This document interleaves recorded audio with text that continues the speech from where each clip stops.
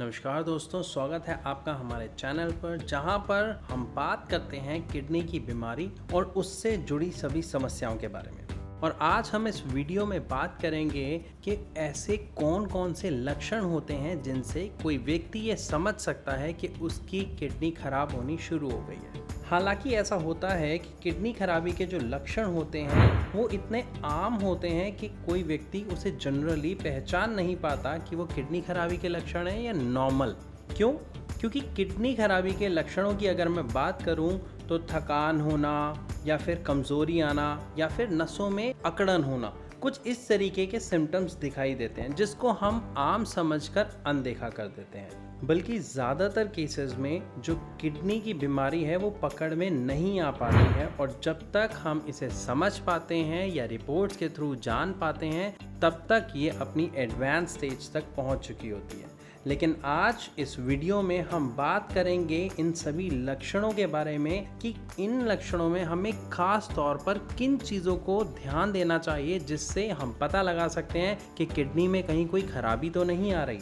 लेकिन दोस्तों, अगर अभी तक आपने हमारा चैनल सब्सक्राइब नहीं किया है तो जल्दी से कर लें ताकि समय समय पर आपको किडनी से जुड़ी सभी समस्याओं और उसके उपचार के बारे में हम आपको समय समय पर बताते रहें। तो चलिए बात करते हैं अब डायरेक्टली उन 7 सिम्टम्स के बारे में। जी हाँ, उन 7 लक्षणों के बारे में जिनसे हम ये पता लगा सकते हैं कि किडनी में खराबी आनी शुरू हो गई है। तो चलिए शुरू करते हैं अपनी वीडियो को और बात करते हैं उस पहले सिम्टम की जिससे ये पता लगता है कि किडनी में खराबी आनी शुरू हो गई है। वो है फोर्थी यूरिन, मतलब पेशाब में झाग का आना। किसी भी व्यक्ति के यूरिन में झाग तब बनते हैं जब उसे प्रोटीन लॉस की समस्या हो रही होती है और ऐसा तब होता है जब हमारी किडनी ठीक तरीके से वर्क नहीं कर पाती है। तो सबसे पहली चीज़ कि जब भी कोई व्यक्ति या आप अगर टॉयलेट जाते हैं और आप देख रहे हैं कि लगातार कुछ दिनों से जब आप टॉयलेट करने जा रहे हैं तो टॉयलेट करने के बाद बहुत सारे झाग बन जाते हैं, मतलब कुछ ऐसा जैसे कि ऐसा फील हो कि पॉट के अंदर पहले से ही साबुन या सर्फ था, इतने झाग बन जाना। तो ये एक सबसे बड़ा लक्षण है और या ये कहा जाए ये सबसे बड़ी एक ऐसी पहचान है जिससे कोई भी शुगर और हाइपरटेंशन का, मतलब हाई ब्लड प्रेशर का पेशेंट ये जान सकता है कि उसकी किडनी में समस्या आनी शुरू हो गई है। तो यहाँ पर उससे सही निर्णय लेना और सही दवा लेना बहुत ज़रूरी हो जाता है। दवा के बारे में मैं आपको और इसके उपचार के बारे में मैं आपको और काफ़ी जानकारी दूंगा इस वीडियो के एंड में, तो हमारी वीडियो के साथ बने रहिए। अब बात करते हैं दूसरे लक्षण की। दूसरा इसका लक्षण होता है जब किसी व्यक्ति का अचानक से बहुत ज़्यादा वजन घटना शुरू हो जाता है।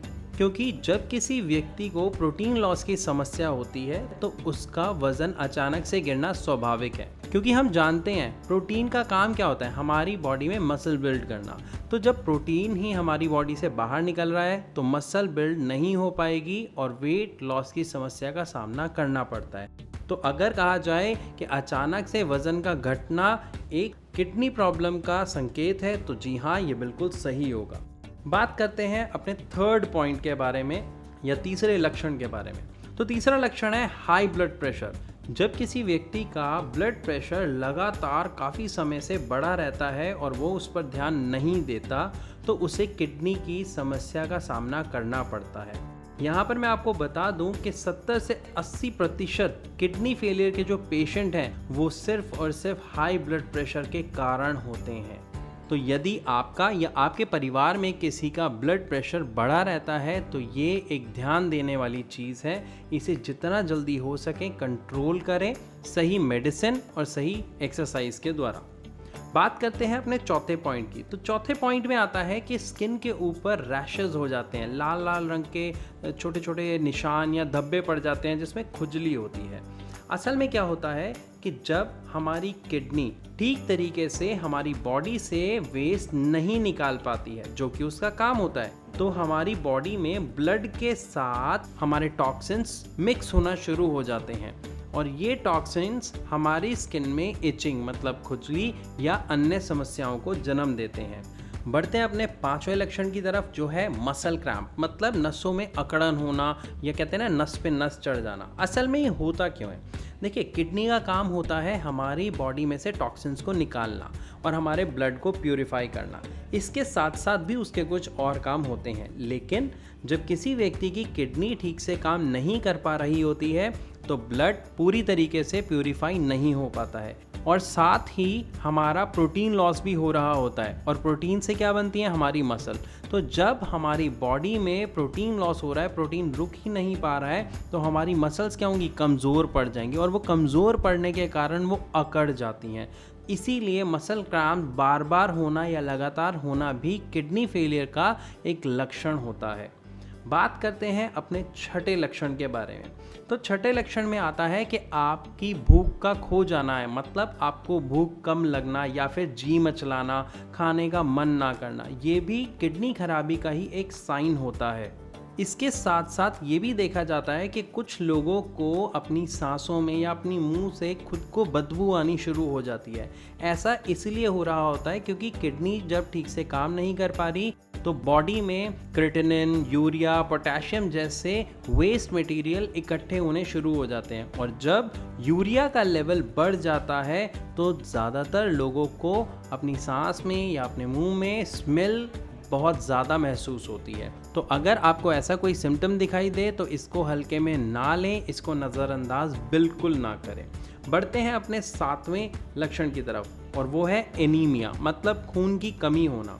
अक्सर ऐसा देखा जाता है कि जिन लोगों को किडनी की समस्या होती है उनको खून की कमी की शिकायत भी होनी शुरू हो जाती है। ऐसा इसलिए होता है क्योंकि हमारी किडनी फिल्टरेशन के साथ साथ अभी जैसे मैंने बताया बहुत सारे और काम भी करती है, जिसमें से उसका एक काम होता है एक हार्मोन क्रिएट करना जिसका नाम होता है इरेथ्रोपोइटिन। इस हार्मोन का काम होता है हमारे ब्लड को बनाना, लेकिन जब किडनी अपना काम ठीक से नहीं कर पा रही होती है तो ये हार्मोन नहीं बनता है, जिसकी वजह से ब्लड फॉर्मेशन भी नहीं हो पाती है और व्यक्ति को खून की कमी का सामना करना पड़ता है। तो अगर आपको ऐसी किसी समस्या का सामना करना पड़ रहा है तो उसे कृपया नज़रअंदाज ना करें, डॉक्टर से जल्द संपर्क करें और सही दवा, सही उपचार लें। तो अगर आपको या आपके किसी परिवार के सदस्य को इनमें से कोई लक्षण दिखाई देता है तो उसे हल्के में बिल्कुल ना लें। डॉक्टर से संपर्क करें, KFT रिपोर्ट कराएं, अपना GFR टेस्ट कराएं ताकि ये पता चल सके कि आपको किडनी की समस्या है या नहीं और अगर है तो किस लेवल पर है। अब यहाँ पर हमें एक चीज़ और समझना बहुत ज़रूरी हो जाता है कि अगर किसी व्यक्ति को किडनी की समस्या है या पता चलता है उसकी किडनी खराब हो रही है तो उसका सही उपचार क्या है। देखिए, अगर हम बात करते हैं यहाँ पे एलोपैथ की, तो एलोपैथ में अभी उतनी तरक्की नहीं हो पाई है, उसका इतना सटीक सॉल्यूशन आपको नहीं मिलता है जिससे हम ये कह सकें कि किडनी ठीक हो जाती है। इसीलिए जब भी एक किडनी फेलियर का पेशेंट एलोपैथिक डॉक्टर के पास जाता है तो उसको सिर्फ दो ही ऑप्शंस के बारे में बताया जाता है, क्योंकि मेडिकल साइंस में सिर्फ वही अवेलेबल है और वो होता है किडनी ट्रांसप्लांट या फिर डायलिसिस। क्योंकि मेडिकल साइंस में सिर्फ ये दो ही उपचार हैं और ध्यान दीजिएगा ये उपचार नहीं है, क्योंकि अगर कोई व्यक्ति डायलिसिस कराता है तो ये एक रेगुलर प्रोसेस हो जाता है जिसके बहुत सारे नेगेटिव पॉइंट्स भी हैं। डायलिसिस के बारे में मैं अपनी अगली वीडियो में आपको डिटेल से बताऊंगा। और अगर हम बात करते हैं किडनी ट्रांसप्लांट की, तो ये भी एक सक्सेसफुल ऑप्शन नहीं है। ऐसा क्यों कह रहा हूँ ये भी मैं आपको अपनी नेक्स्ट वीडियो में बहुत डिटेल से समझाऊंगा। और अब बात करते हैं, अगर ये एक बेस्ट सॉल्यूशन नहीं है तो इसका सही उपचार है क्या। यहाँ पर मैं आपको बताना चाहूँगा होम्योपैथिक एक बहुत ही अच्छा उपचार है। होम्योपैथी में ऐसे बहुत सारे उपचार हैं जिससे किसी व्यक्ति का क्रिएटिनिन लेवल को कंट्रोल किया जा सकता है, urea level, potassium level, sodium level को कम किया जा सकता है और उसकी स्थिति को बेहतर बनाया जा सकता है।